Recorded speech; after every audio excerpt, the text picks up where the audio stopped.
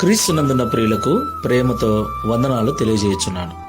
July నెల 1వ తేదీ 2026.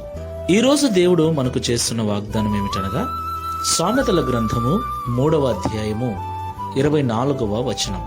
పండుకొనున్నప్పుడు నీవు భయపడవు, నీవు పరుండి సుఖముగా నిద్రించెదవు. ఆమెన్. నా ప్రియమైన సహోదరి సహోదరులారా, ప్రస్తుతం మనం జీవిస్తున్నటువంటి ఈ దినాలలో మనలో చాలా మందికి రాత్రికాల సమయంలో నిద్ర పట్టడం లేదు. దానికి కారణం సమస్యలు కావచ్చు, అప్పులు కావచ్చు, ఆర్థిక ఇబ్బందులు కావచ్చు, అనారోగ్య పరిస్థితులు కావచ్చు. ఉదయం నుండి సాయంకాలం వరకు కష్టపడి పని చేసినప్పటికీ కడుపు నిండా తిని కంటి నిండా నిద్రపోయేటువంటి పరిస్థితులలో చాలా మంది లేరు. నిద్ర పట్టక నిద్ర మాత్రలు మింగేటువంటి పరిస్థితుల్లో మనిషి నేడు బ్రతుకుచూ ఉన్నాడు. అయితే దేవుడు మనతో మాట్లాడుతున్నాడు.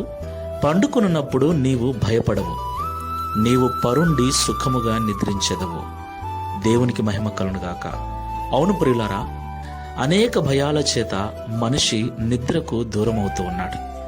నిద్రలేమిలో బ్రతుకుచు లేనిపోని రోగాలు తీసుకొచ్చి పెట్టుకుంటున్నాడు.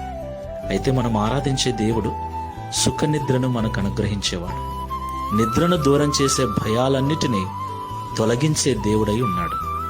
దేవునికి మహిమ కలుగునుగాక.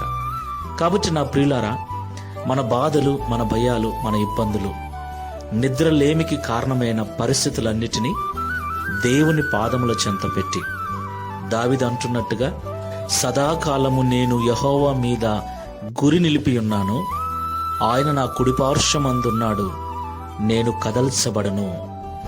దావీదు గారు చెప్పినట్లుగా ఆయన మీద మన Download ShareChat.